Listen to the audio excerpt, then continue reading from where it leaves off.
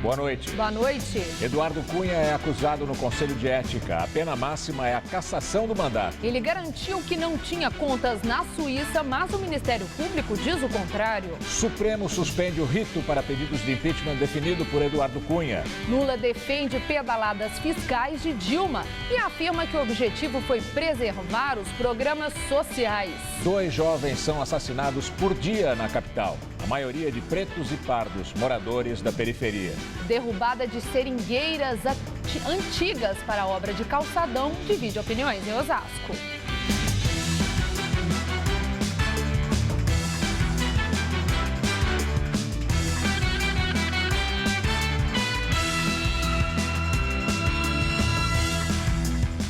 Dois jovens morrem assassinados por dia na cidade de São Paulo. Os dados de 2014 são do PRO-AIM, o Programa de Aprimoramento das Informações de Mortalidade, que é da Prefeitura.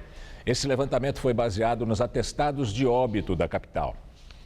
Eles têm entre 15 e 29 anos, quase sempre são homens e, na maioria, pretos ou pardos. Este é o perfil do jovem morto em São Paulo. No ano passado, foram quase 2 assassinatos por dia nesta faixa etária. Ao todo, o número chegou a 706 jovens. Homicídio é a principal causa de morte entre os jovens na capital. Quase 40% das mais de 1.700 pessoas entre 15 e 29 anos de idade que faleceram no ano passado foram assassinadas.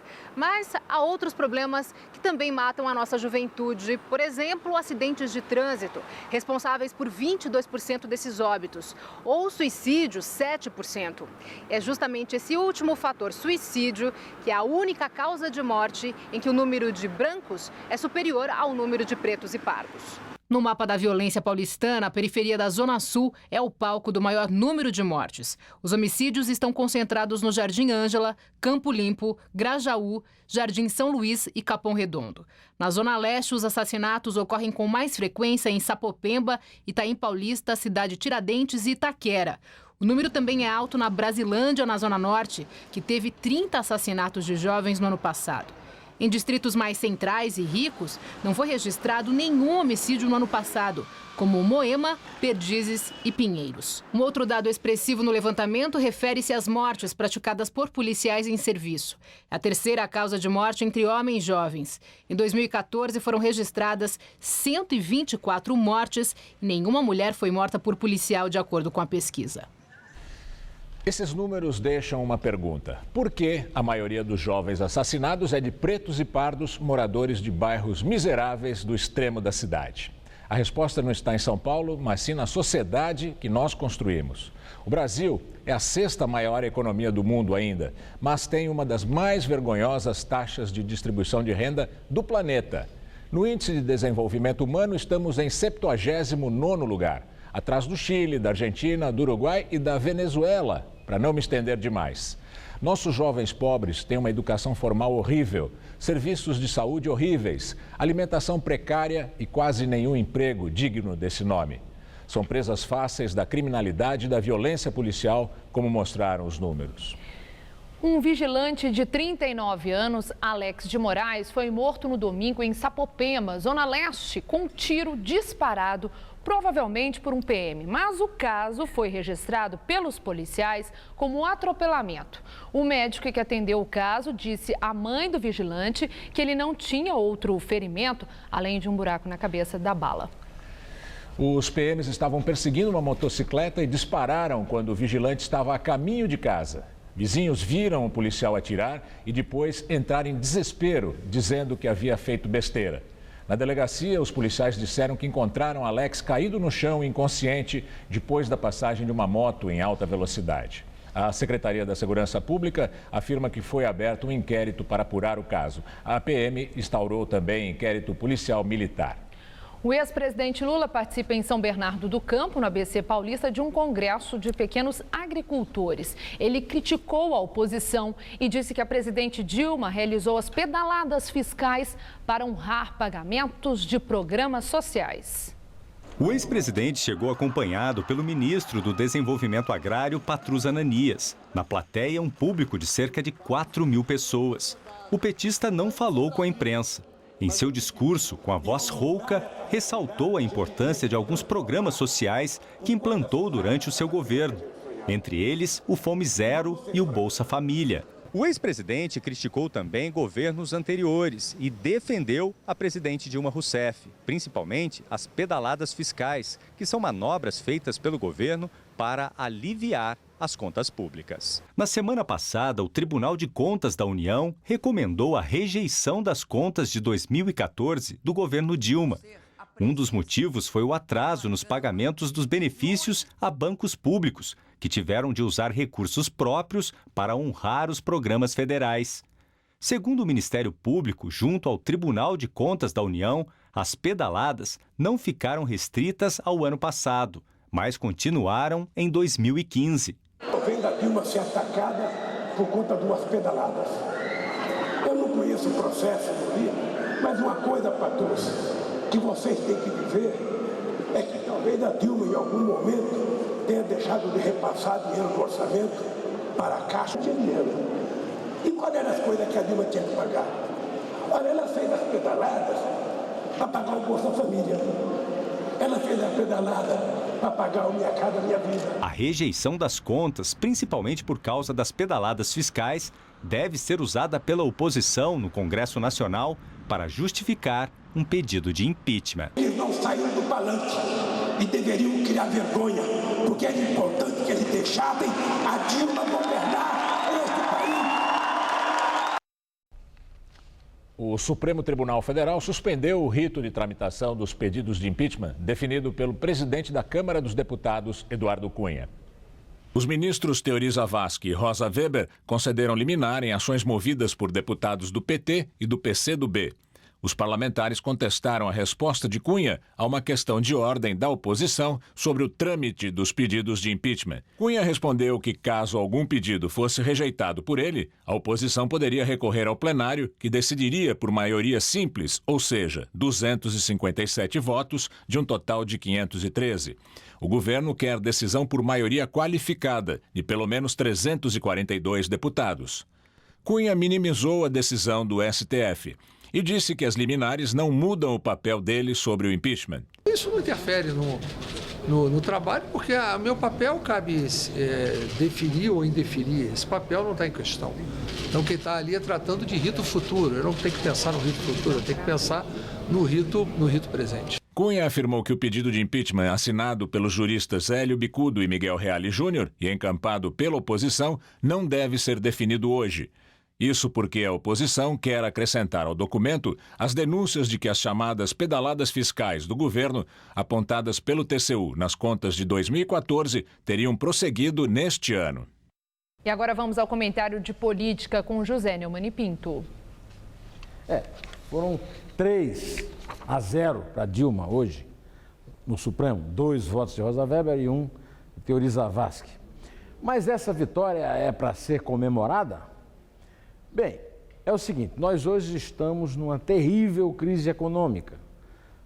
Pessoas perdendo emprego, empresas fechando as portas, falta de credibilidade total. Isso produz uma grande crise política.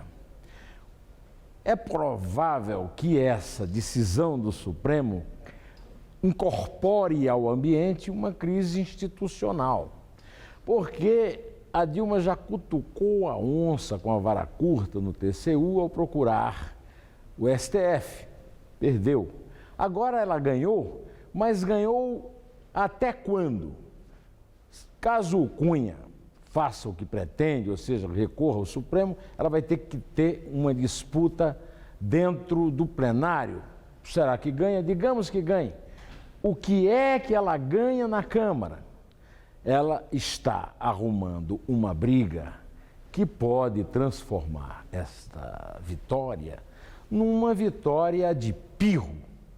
Lá, aquele rei Ásculo que teve uma vitória com tantas perdas que chegou à conclusão que ele preferia ter perdido a batalha. Bom, esse negócio de mitologia grega é bom não mexer muito, porque um dia desse, numa entrevista coletiva, a Dilma chamou a caixa de Pandora de Pândora, a caixa de Pândora. Olha, logo a mulher dos Zeus, ela está invocando realmente problemas com o Olimpo, né? Pois é, O problema todo é que ela só consegue raciocinar em termos de impeachment. Ela não quer saber de governar. O Lula pediu aí para ela deixar ela governar. Ela não quer. Ela não governa. Ela confundiu o sentido do verbo governar com algo parecido como não sair do governo. Em compensação, para ela, a favor dela, a oposição também só pensa nisso. Só pensa em acelerar o processo do impeachment, o que pode levar a esses retardamentos causados no Supremo. De qualquer maneira, é bom que algum assessor já diga para ela o que é vitória de Pirro e lembre a ela o velho Talleyrand. O velho Talleyrand, quando os Bourbons fizeram a restauração depois da queda do Napoleão, fez uma frase que vale como um lema para o desgoverno Dilma e as suas circunstâncias atabalhoadas. Ele disse sobre os Bourbons o seguinte: eles não aprenderam nada e não esqueceram nada. Infelizmente para nós, que somos súditos de um governo que não governa para ficar no governo e de uma oposição que quer tirar esse governo do governo sem contar o que é que vai fazer no governo. Bom, quinta-feira eu estou aqui de volta com você, direto ao assunto. Inter.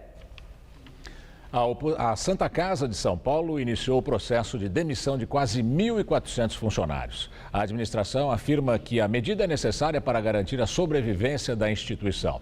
Segundo a assessoria da Santa Casa, os cortes não vão afetar os atendimentos. Geraldo passou no oftalmologista e foi atendido normalmente, mas ele conta que notou um clima diferente pelos corredores. Sinto o pessoal apreensivo, né? Dá para perceber que há um ambiente um pouco tenso, né? Entre os funcionários? Entre os funcionários, mas não no atendimento com os pacientes, está super normal. Outros pacientes tiveram a mesma percepção. Os funcionários estão muito apreensivos. Eles estão assim, entre eles comentários, a gente escuta, né? O medo de perder o emprego na situação que nós estamos. O processo de demissão atinge 1.397 pessoas. A lista inclui médicos, enfermeiros, técnicos de segurança e psicólogos. A Santa Casa informa que os cortes visam manter a qualidade do serviço e outros 9.000 postos de trabalho e que, apesar da redução no quadro de funcionários, o atendimento não será interrompido e nem prejudicado. Na semana passada, a Santa Casa fez reuniões com os sindicatos que representam os trabalhadores. As negociações duraram 2 dias e foram intermediadas pelo Ministério Público do Trabalho aqui de São Paulo. Dos 13 sindicatos, apenas 7 concordaram com o processo de desligamento, que inclui principalmente o parcelamento das rescisões de contrato.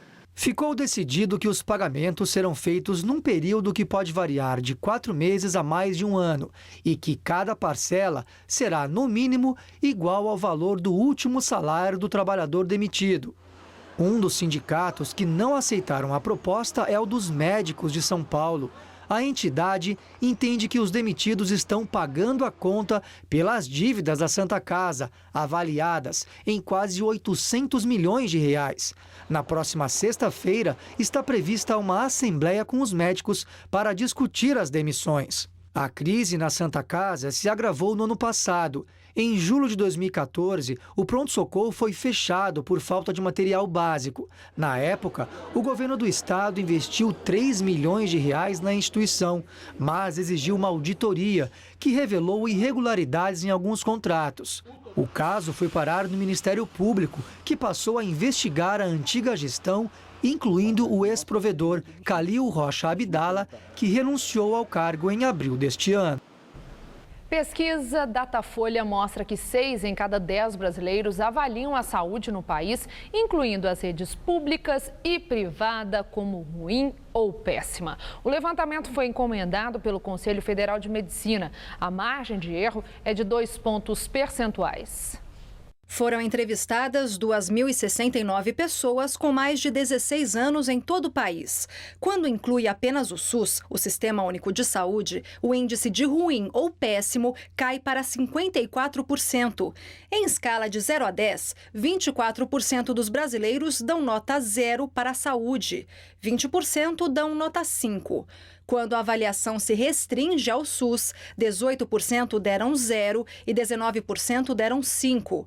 A parcela da população mais crítica inclui as mulheres, os moradores da região sudeste, os brasileiros mais escolarizados e ainda aqueles que têm plano de saúde. O Ministério da Saúde informou que investe em toda a rede de atendimento e que o valor destinado à atenção básica aumentou de cerca de 10 bilhões de reais em 2010 para 20 bilhões no ano passado. Para cortar custos, a ACD fecha 2 das 5 unidades que mantinha em São Paulo. Os pacientes foram transferidos para centros do Ibirapuera e da Moca, mas alguns reclamam da distância e da superlotação. Arthur, que tem paralisia cerebral, era atendido numa AACD perto de casa, na Zona Sul, para onde a família dele se mudou só para encurtar o caminho até o centro de reabilitação. Mas há 2 semanas, o tratamento do menino foi transferido para o Ibirapuera. Paula diz que o filho já chega cansado por causa do tempo que passa no ônibus. O percurso é muito longo, acaba que a gente pega muito trânsito de manhã. Quanto tempo você leva? Aqui, quando não tem trânsito, em torno de 1h30, 1h40. A unidade de Campo Grande, onde Arthur era atendido, foi fechada, assim como a de Santana, na Zona Norte. A ACD diz que foi para reequilibrar as contas. Quase 300 pacientes tiveram de ser transferidos. A entidade, sem fins lucrativos, presta assistência a crianças e adultos com deficiência. 90% dos atendimentos são pagos pelo SUS, por meio de um convênio com a prefeitura, que repassa cerca de R$1,5 milhão de reais por mês à entidade. Paula diz que o atendimento piorou depois que pacientes foram enviados das unidades desativadas. Imagens feitas com um celular mostram salas cheias e macas pelos corredores. O atendimento está sendo precário porque está super lotado, desde as salas de fisioterapia aos atendimentos de consulta médica também. Os corredores lotados de maca, de pessoas esperando cirurgia que estão internas aqui na ACD. E a gente fica perdido. O superintendente da AACD nega que haja superlotação e diz que a qualidade do serviço não foi prejudicada. Tem momentos do dia que tem mais ou menos de acordo com o número de terapias, mas todos os pacientes estão sendo atendidos com padrão, com qualidade, que a ACD sempre prezou por isso, e todo o cuidado para atender todos os pacientes que estavam. Então nós não estamos hoje com excesso, com superlotação, não. O Ministério Público chegou a pedir explicações numa investigação para saber as circunstâncias em que os pacientes foram transferidos. A Prefeitura de São Paulo informou que está negociando com a ACD para que a Secretaria de Saúde do município restabeleça o serviço e passe a administrar os 2 centros de reabilitação que foram fechados. As 2 unidades foram construídas pelo governo do estado, em terrenos cedidos pela prefeitura. O acordo com a ACD deve viabilizar o uso de parte dos equipamentos da entidade. Eu acredito que em 30, 60 dias a gente está resolvendo isso. O dólar teve forte alta hoje e terminou o dia valendo R$ 3,89. A moeda americana teve a maior valorização hoje diária desde setembro de 2011, 3,58%. A expectativa dos economistas de instituições financeiras em relação à economia brasileira volta a piorar. Segundo o Boletim Focus, pesquisa elaborada pelo Banco Central, a previsão é de que a inflação feche o ano em 9,70%. Para o PIB, as projeções também não são nada animadoras. O mercado prevê recuo de 2,97% do Produto Interno Bruto. Em Osasco, na Grande São Paulo, obras da prefeitura em uma praça ameaçam derrubar árvores que, segundo os moradores, têm mais de 70 anos. A possibilidade divide opiniões na vizinhança, mas todos reivindicam mais limpeza e a manutenção no local. O dominó sagrado de todos os dias não sai sem essa sombrinha, ainda mais com o calorão que tem feito. Jogar buraco também só tem graça debaixo dessa redoma verde. É o que dizem os aposentados da Vila dos Remédios, em Osasco, que há 20 anos interagem diariamente com as seringueiras quase centenárias. Eu vi elas há 40 anos, mas elas já estavam assim grandes, só que não tão grandes, né? Mas cresceram muito depois. Mas essa parceria está com os dias contados. é que a obra de um novo calçadão de responsabilidade da prefeitura vai colocar abaixo 3 dessas enormes árvores. Segundo a Secretaria do Verde e do Meio Ambiente, os grandes galhos podem cair, o que coloca a população em risco. Mesmo assim, a Marcela e as filhas se sensibilizaram com a história e iniciaram um abaixo-assinado para manter todos os troncos de pé. Já conseguiram quase 1000 assinaturas. A gente precisa de um pouco de verde, é o pouco que a gente tem, a gente curte aqui embaixo da sombra. Elas fazem a sombra, fazem oxigênio, né? Poderia ter mais ainda. Mas tem gente que é a favor do fim das seringueiras, que, por sinal, não podem mais ser plantadas em áreas públicas de Osasco desde 2006. Foram plantados quando a realidade dos remédios era diferente daquela de hoje. Era um bairro pequeno demais e como cresceu demais o trânsito, há exigências novas. Olha só o que a gente encontrou aqui, rato. E não é só um não, de acordo com o pessoal que frequenta aqui, tem vários. Agora, por que eles vêm para cá? Por causa dessa quantidade de lixo que acaba se amontoando aqui entre as raízes longas das árvores. Então, se antes tinha divergências sobre o que deveria ser feito nessa praça no futuro, uma coisa é unânime entre todo mundo, é que a manutenção aqui sempre foi péssima. E não é só aqui embaixo não com o lixo. Começa, ó, lá em cima, com a falta de podas. De verdade, a praça é muito mal cuidada. É por medo de que a praça continue largada que a dona Fátima, moradora da região, prefere que as seringueiras sejam mesmo derrubadas. Acho que elas devem ser ou muito bem podadas ou cortadas. Do jeito que está hoje, eu acho que está impossível de frequentar a praça. A Prefeitura de Osasco informou que a limpeza da Praça Nossa Senhora dos Remédios está na programação de serviços.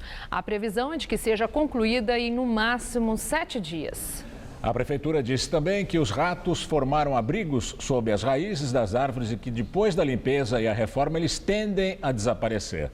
Segundo a Prefeitura, a Secretaria de Serviços e Obras vai acompanhar a situação na praça. Apesar do calor, choveu de forma fraca e isolada em alguns pontos da Grande São Paulo nos últimos dias. Mas agora uma massa de ar seco deve ganhar força, deixando o tempo ainda mais quente. Vamos aos detalhes da previsão com Luciana Magalhães.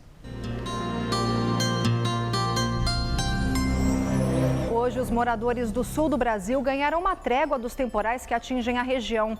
Mas a previsão não é muito animadora, já que deve voltar a chover amanhã. Aliás, chove em todos os estados do sul, mas os maiores volumes são esperados para o centro-sul gaúcho. Há risco, inclusive, de granizo e temporais. Tempo abafado com chuva a qualquer hora na maior parte do norte e também na porção oeste do Mato Grosso e Mato Grosso do Sul. E na costa leste do Nordeste, a previsão é de chuva rápida. Nas demais áreas, tempo firme. Faz calor em todo o país, inclusive no sul, onde a temperatura sobe, com máxima de 27 graus em Porto Alegre. Em Belo Horizonte, máxima de 34 e em Teresina, os termômetros podem bater a casa dos 40 graus. Já no estado de São Paulo, a possibilidade de chuva é maior para o sul e oeste, mas ela deve vir de forma rápida e isolada. Também faz calor em todas as áreas. No centro-oeste, a máxima amanhã deve ser de 30 graus em Marília.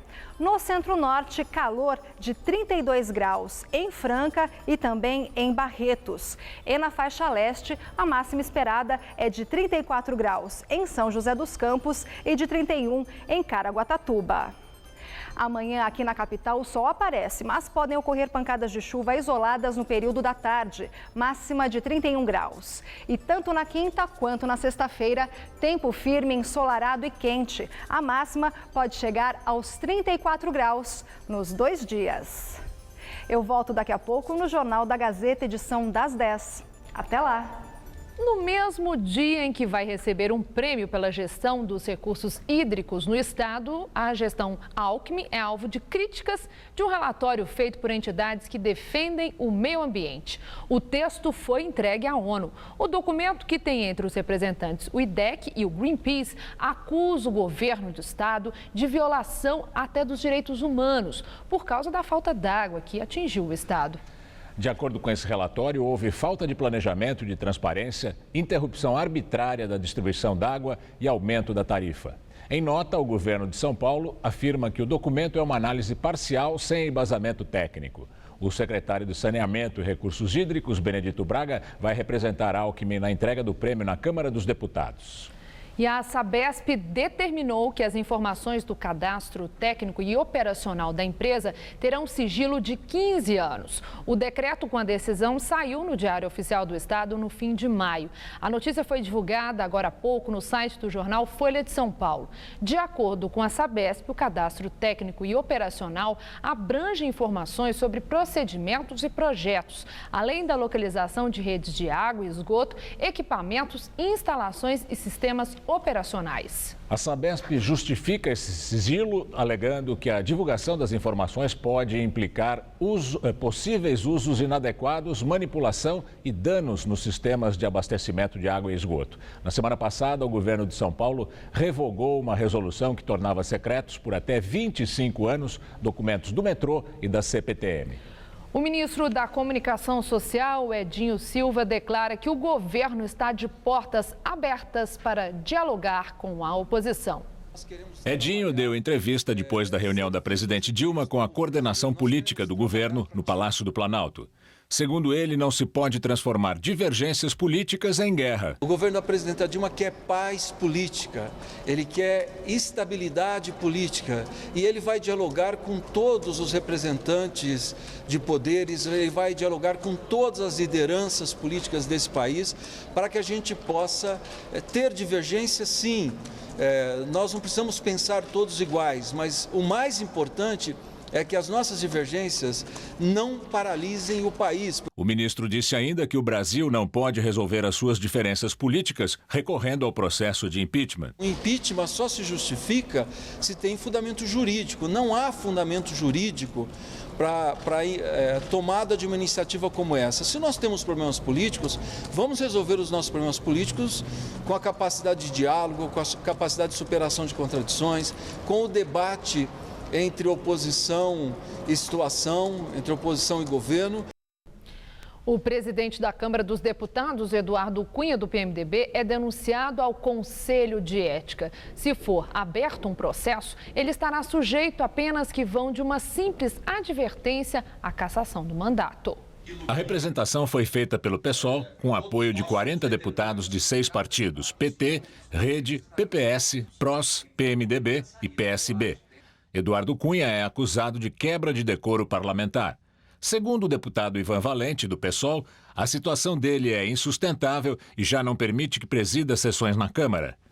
Para embasar o pedido no Conselho de Ética, os deputados citaram o documento da Procuradoria-Geral da República, que confirma a existência de contas secretas em nome de Eduardo Cunha e da família, na Suíça. O presidente da Câmara nega ter essas contas. Ele já é investigado pelo Supremo Tribunal Federal na Operação Lava Jato. Foi acusado em delação premiada de receber propina do esquema de corrupção na Petrobras. Direto de Brasília, agora, Josias de Souza fala sobre os pedidos de impeachment contra a presidente Dilma Rousseff. Esqueça por um instante todas as questões que envolvem o debate sobre o impeachment de Dilma Rousseff. Tente se concentrar em 2 pontos apenas. Primeiro ponto: Dilma Rousseff, uma presidente empossada há menos de 10 meses, não dispõe de apoio na Câmara para barrar a abertura de um processo de impeachment contra ela. Dilma precisa se escorar em deputados do PT que questionam o rito do processo em ações, em mandados de segurança no Supremo Tribunal Federal.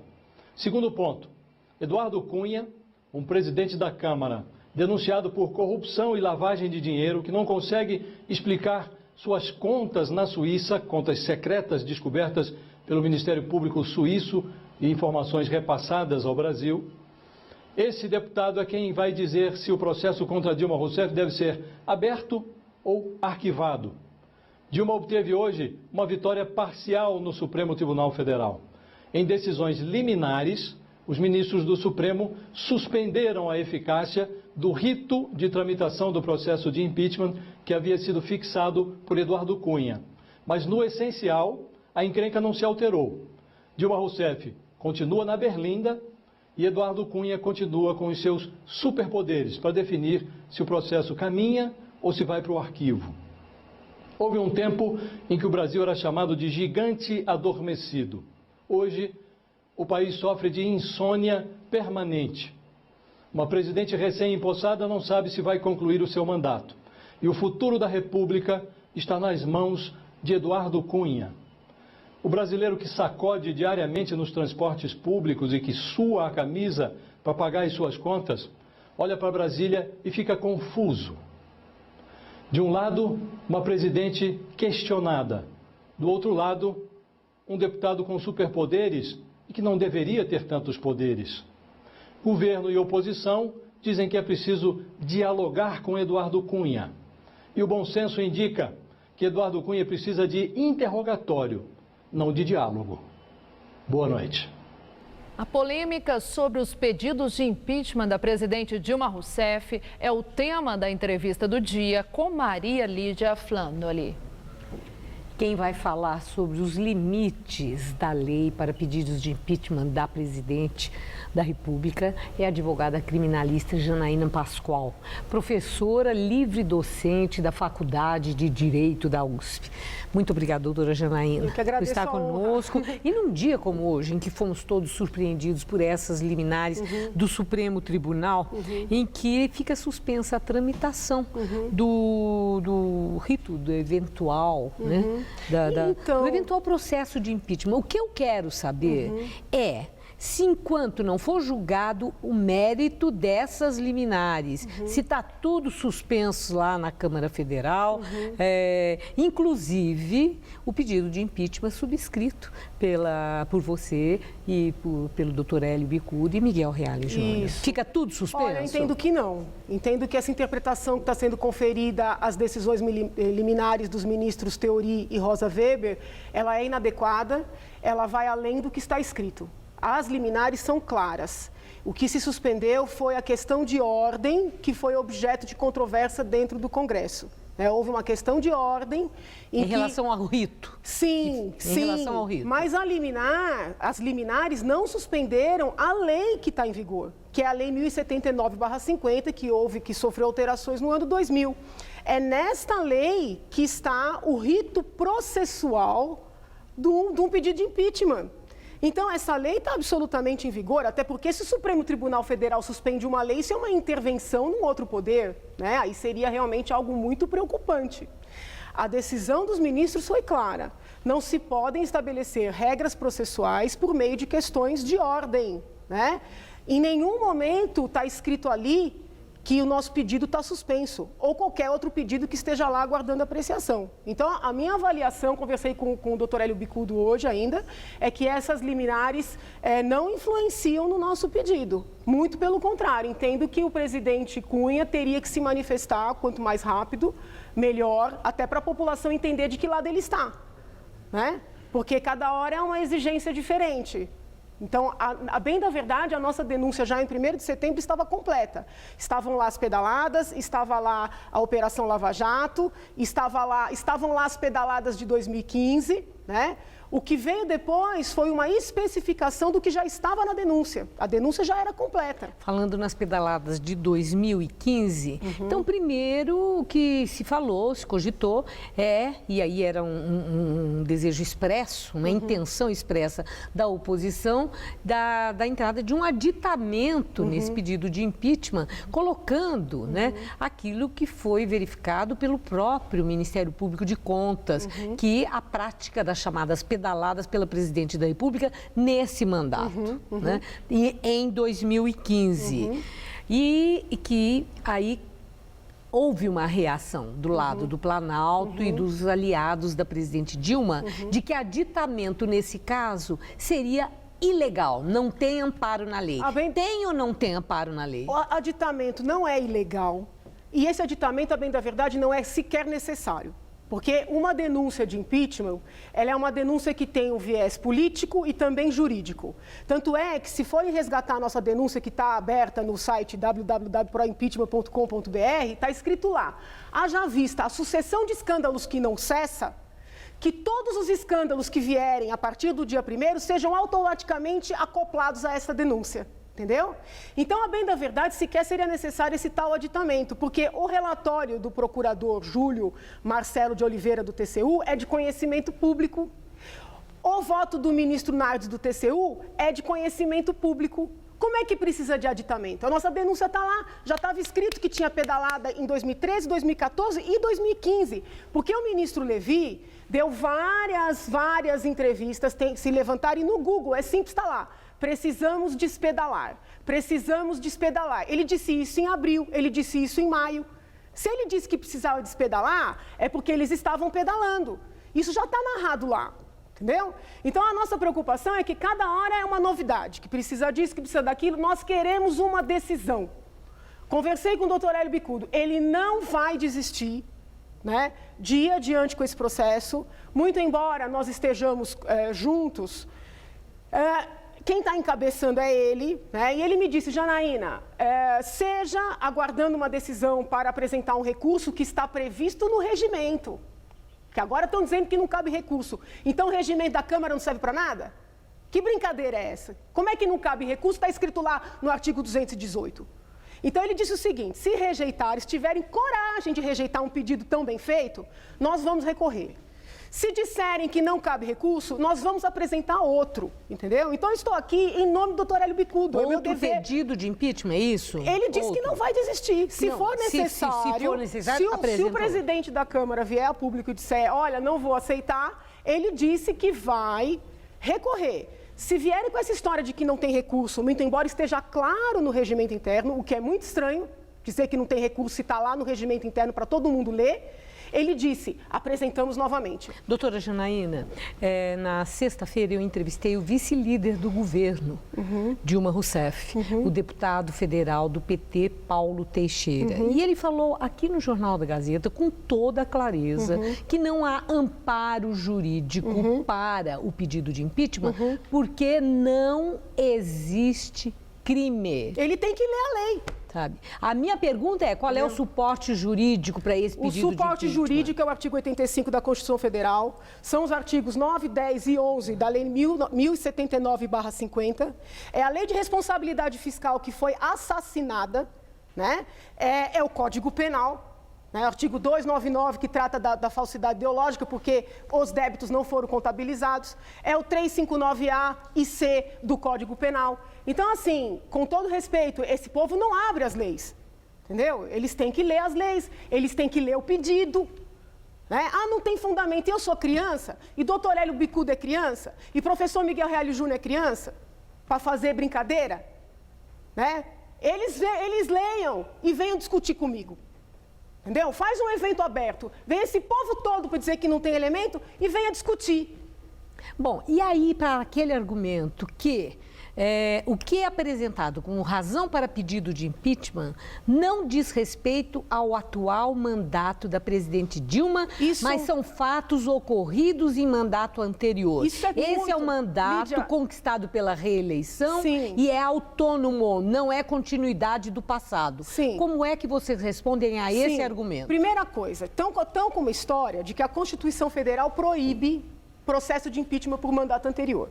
Então, vamos por partes. Primeiro, teve crime no mandato anterior e teve crime nesse. Então, isso aí já nem... Porém, a Constituição diz o seguinte, a presidente da República ou o presidente não pode ser responsabilizado por atos alheios às suas funções. Estão lendo função como se fosse sinônimo de mandato. Eu quero saber qual é o dicionário que equipara função com mandato. Então, a Constituição não proíbe. Se você pegar os livros clássicos que tratam do impeachment, eu indico aqui para o pessoal que está dizendo que não cabe, que leia o livro O Impeachment de Paulo Brossard, falecido, que Deus o guarde e tenha. Está escrito lá que o cargo de presidente ele é tão importante, ele é tão sagrado, que até mesmo algo feito antes poderia ser levado em consideração. Nós não estamos pedindo isso, nós não estamos dizendo isso. Agora, todas as obras que tratam de impeachment dizem a eleição não é um véu do esquecimento. E nós, quando elegemos, no caso eu não votei na presidente Dilma, mas quando o país elegeu a presidente Dilma, nada desses fatos que vieram à tona depois era conhecido. Como é que faz, então? Se faz tudo e qualquer coisa para garantir uma reeleição e o povo não pode fazer nada? Né? Nós estamos falando de uma continuidade de mandatos, nós estamos falando de uma continuidade delitiva. Quando nós apresentamos a nossa denúncia em 1º de setembro, nós instruímos com pareceres de juristas, né, muito respeitados. Professor Adilson de Abreu Dalari, irmão do professor Dalmo, que está dizendo que não cabe. Né? Professor Adilson escreveu um parecer brilhante, dizendo que cabe. Professor Ives Gandra, né? Também, nós instruímos com os pareceres deles. Tem professor da GV, professor Disseu Torrecilhas, que já se manifestou. Professor do Lago São Francisco, o Badaró, meu colega, também já se manifestou. Juridicamente, nenhum de nós não temos filiação partidária. Né? Nós estamos aqui brigando pelo país. Esse povo todo que está falando que não cabe, tem. E eu agradeço muito os seus esclarecimentos. Eu agradeço a possibilidade. Esse lado, nós aqui no Jornal da Gazeta, sempre nas nossas entrevistas ouvimos os dois lados, sem dúvida nenhuma, oferecendo ao telespectador subsídios para a reflexão. Muito obrigada. Eu que agradeço. Uma boa noite. Obrigada. Gamberini. 42 dos 64 internos de uma unidade da Fundação Casa, em Santos, no litoral de São Paulo, fugiram ontem à noite. Na fuga, eles usaram barcos que estavam num córrego que fica ao lado da unidade. Segundo a Polícia Militar, houve uma rebelião e os adolescentes renderam 5 funcionários. De acordo com a PM, 2 pessoas ficaram feridas. Em janeiro, 37 menores fugiram da mesma unidade. A Corregedoria Geral da Fundação Casa instaurou o inquérito para apurar o caso. Ataques em Jerusalém deixam pelo menos 3 mortos e cerca de 20 feridos no dia de fúria convocado por grupos palestinos radicais. Mais cedo, ao norte de Tel Aviv, pelo menos 4 israelenses foram feridos com facadas. Pela manhã, 2 palestinos atacaram um ônibus em Jerusalém. Eles portavam armas de fogo e facas. 2 pessoas morreram, incluindo um homem de 60 anos. Um dos atiradores foi morto pela polícia e outro preso. 4 pessoas ficaram feridas no ataque. Poucos minutos depois, um homem avançou com um veículo contra um ponto de ônibus no centro da capital e esfaqueou judeus ortodoxos no local, antes de ser contido por policiais. Um rabino morreu e outras 6 pessoas ficaram feridas. O dia de fúria foi convocado por grupos como o Fatah e o Hamas, que acusam as autoridades israelenses de promoverem uma escalada de crimes contra os palestinos, na Cisjordânia, em Gaza. E agora vamos ao comentário de política internacional com João Batista Natali. Nada é tão estúpido quanto a série de tiros e esfaqueamentos entre palestinos e israelenses. Uma carnificina cruel e gratuita. Hoje foram mais 3 judeus mortos. E eles refletem um clima muito ruim entre judeus e muçulmanos em Israel. Tudo começou no mês passado, a partir de uma motivação banal. Correu um boato em Jerusalém de que o governo limitaria o acesso dos árabes a locais sagrados do Islã. Era mentira, mas vieram então os primeiros mortos, os primeiros assassinatos palestinos e judeus. A polícia tem sido muito violenta com a minoria islâmica. A Organização de Direitos Humanos Anistia Internacional já está reclamando e com toda a razão. Mas vejamos o histórico da confusão. Há quase 50 anos, Israel tomou conta da Cisjordânia e do setor oriental de Jerusalém. Foi por causa de uma guerra em que os vizinhos árabes tentaram destruir o país e atirar os judeus ao mar. Mas a Cisjordânia é território palestino e os colonos israelenses foram estimulados a se instalar naquelas terras. Eles têm privilégios, como isenção de impostos e acesso privilegiado às poucas reservas de água. E vieram também os planos de Israel de nunca mais devolver aos palestinos os bairros orientais de Jerusalém. Era nessa parte da cidade que os palestinos queriam instalar a capital de um Estado independente. Mas até a ideia de Estado foi colocada de lado pelo atual primeiro-ministro Benjamin Netanyahu. Não há negociações de paz, mesmo porque fora da Cisjordânia, na faixa de Gaza, o poder é exercido pelos religiosos de extrema-direita do Hamas. Temos então a formação de 2 grupos. De um lado, os judeus que têm medo, de outros palestinos que não têm esperança. Essa salada é indigesta. A mistura do medo e da desesperança gera tensão, gera violência. E por quanto tempo? Até que o lado mais forte, que é Israel, aceite fazer concessões. É assim que o mundo gira. Boa noite.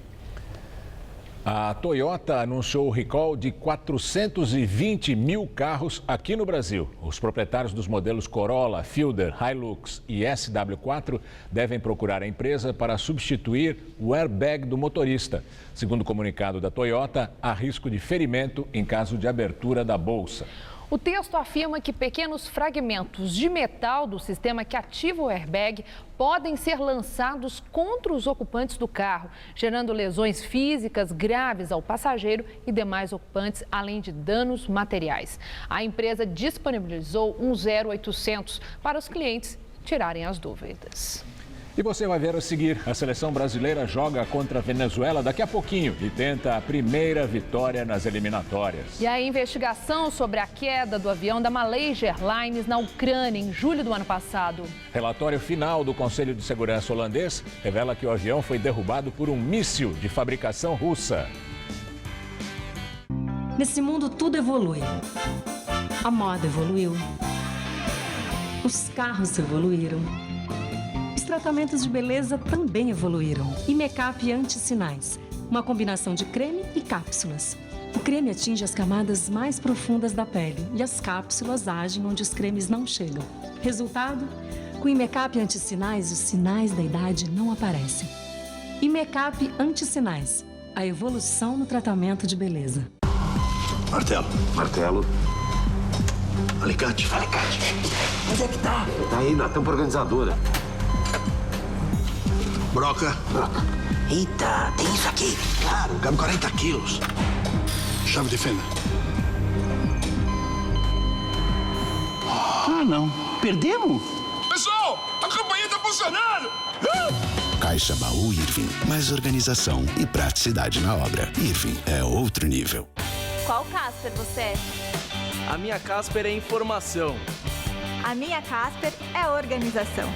A minha Casper é criação. A minha Casper é luz, câmera, ação. A minha Casper é comunicação. É teoria, é prática, é oportunidade de estágio. É a melhor localização. Essa é a minha Casper. E você, qual Casper você é? Olhando assim, parece um simples cartão, mas na mão de 14 milhões de famílias, ele ajudou o Brasil a avançar e sair do mapa mundial da fome. E sabe o que mais ele está fazendo? Salvando vidas. As crianças são acompanhadas e vacinadas. E assim, a mortalidade infantil caiu. Bolsa Família é mais do que renda. É uma geração inteira crescendo com saúde. Manter a caderneta de vacinação das crianças atualizada é um compromisso de quem recebe o Bolsa Família. Nesse mundo tudo evolui. A moda evoluiu. Os carros evoluíram. Os tratamentos de beleza também evoluíram. Imecap Anti-Sinais, uma combinação de creme e cápsulas. O creme atinge as camadas mais profundas da pele e as cápsulas agem onde os cremes não chegam. Resultado? Com Imecap Anti-Sinais, os sinais da idade não aparecem. Imecap Anti-Sinais, a evolução no tratamento de beleza.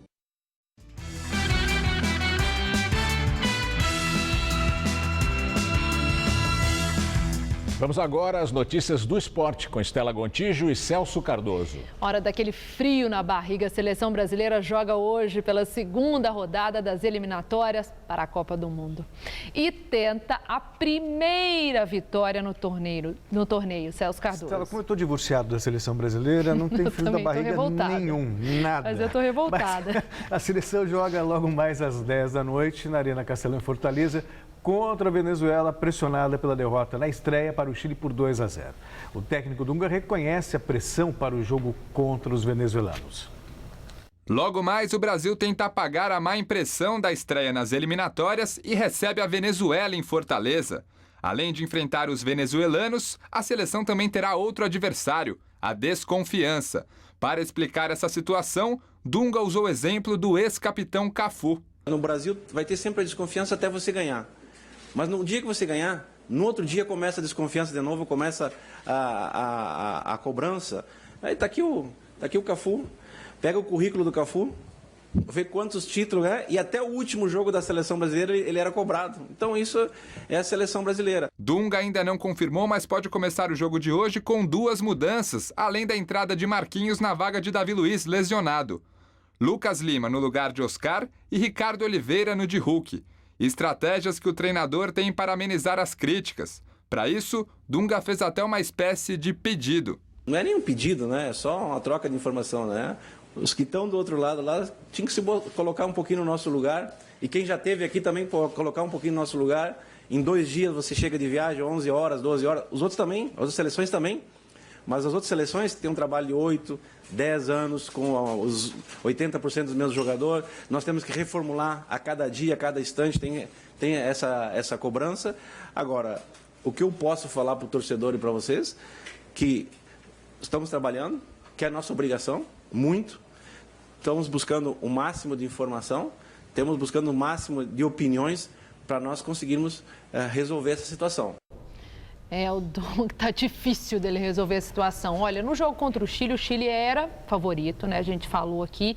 Agora, no jogo contra a Venezuela, o Brasil não é favorito também, mas a Venezuela não é favorita. Você acha que o Brasil consegue uma vitória? O Brasil até tem um favoritismo sim contra a Venezuela.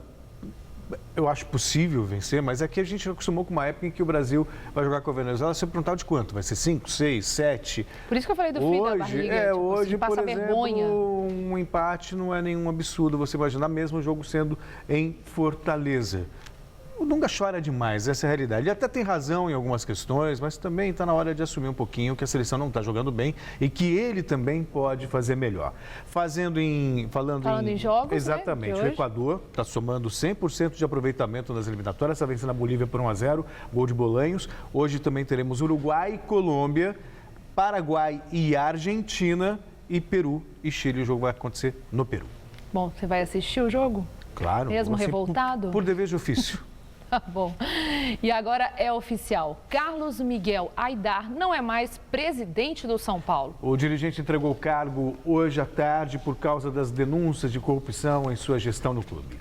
Carlos Miguel Aidar não é mais o presidente do São Paulo. O dirigente protocolou a carta-renúncia na tarde desta terça-feira aqui num escritório localizado na Avenida Paulista. Entregou o documento para Leco, Carlos Augusto Barros e Silva, o presidente do Conselho Deliberativo do Tricolor. Na saída do edifício, dirigindo o seu automóvel, Aidar conversou rapidamente com os jornalistas. Presidente, só uma palavrinha, como é que foi a reunião ali? Agora o presidente é o Leco. Como é que foi a reunião? Foi ótimo. O que o senhor está deixando aí, presidente? Eu estou para casa. Cuidado, viu? Cuidado.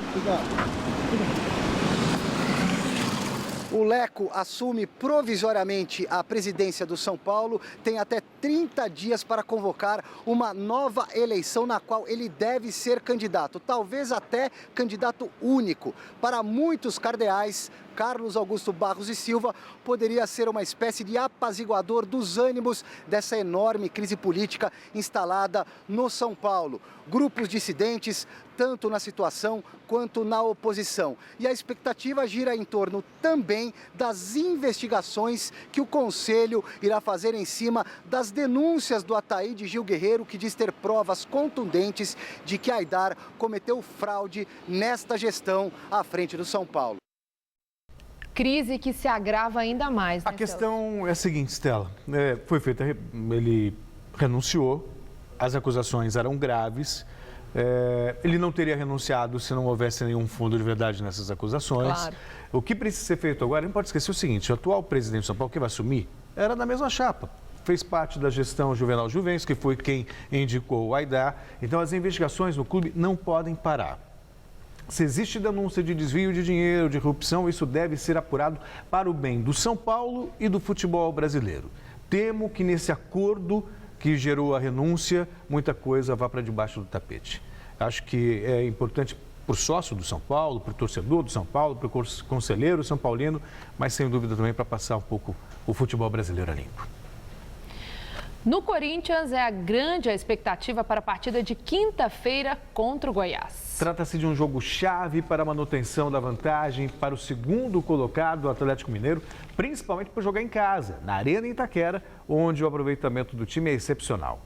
A equipe, porém, ainda não está definida. O técnico Tite tem problemas para escalar. Quando fica sem marcar é chato, né? A gente, atacante, vive de gol, aquela antiga frase, né? Mas eu sei que uma hora as coisas vão acontecer e a bola vai entrar novamente.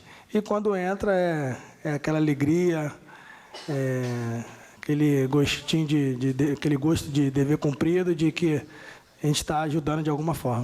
Olha, a gente tem que procurar se preocupar em fazer o nosso trabalho. É o que a gente vem pensando em fazer, a gente tem que fazer o nosso dever, independente se o Atlético tropeçar ou não, se o Atlético ganhar ou perder, a gente tem que procurar fazer o nosso, porque se a gente não fizer o nosso, não vai adiantar nada o Atlético ter tropeçado, enfim. É isso por hoje, Estela. Muito obrigada, boa noite, Celso. Boa noite. E é com você, Gamberini. O Ministério da Defesa da Rússia anuncia que 86 alvos terroristas na Síria foram bombardeados nas últimas 24 horas.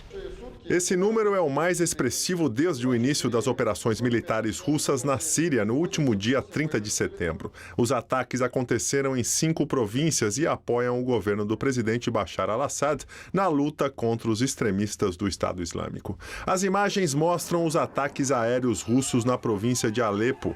Em meio a pressões da União Europeia para que a Rússia cesse imediatamente os bombardeios no país, o presidente Vladimir Putin ressaltou durante uma conferência que a Rússia não está lutando por qualquer tipo de liderança sobre a Síria e que a cooperação atual com países ocidentais não é suficiente. Ele afirmou ainda que tanto a Rússia quanto os Estados Unidos e a Europa devem encorajar diálogos políticos entre os lados do conflito sírio. Relatório final do Conselho de Segurança holandês revela que o avião da Malaysia Airlines, que caiu em julho do ano passado na Ucrânia, foi derrubado por um míssil de fabricação russa. A entidade responsável pela investigação do caso não especificou quem lançou o míssil modelo Buk, mas a informação de que o artefato é de fabricação russa reforça a ideia de que a responsabilidade do acidente é dos separatistas russos na região, palco do conflito entre Kiev e Moscou. A promotoria holandesa pretende apontar os responsáveis pela queda da aeronave em uma segunda investigação criminal, prevista para terminar o ano que vem. O consórcio russo de defesa antiaérea, fabricante dos mísseis modelo Buk, afirma que o artefato foi lançado de uma cidade controlada pelas forças ucranianas. A Ucrânia, no entanto, acusou o serviço secreto russo de planejar a queda do avião.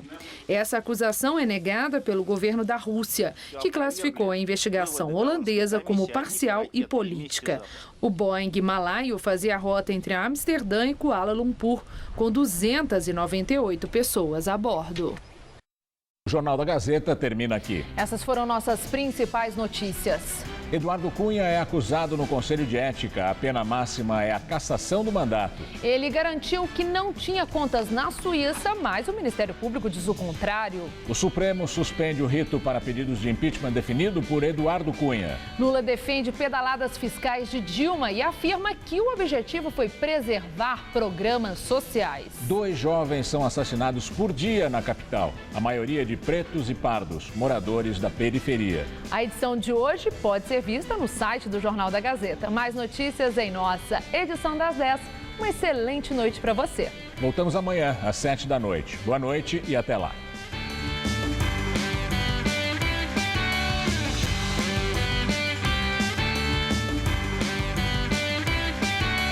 Fabrício Carpinejar recebe o ator de musicais Jarbas Homem de Melo em A Máquina. Hoje, 11h30 da noite.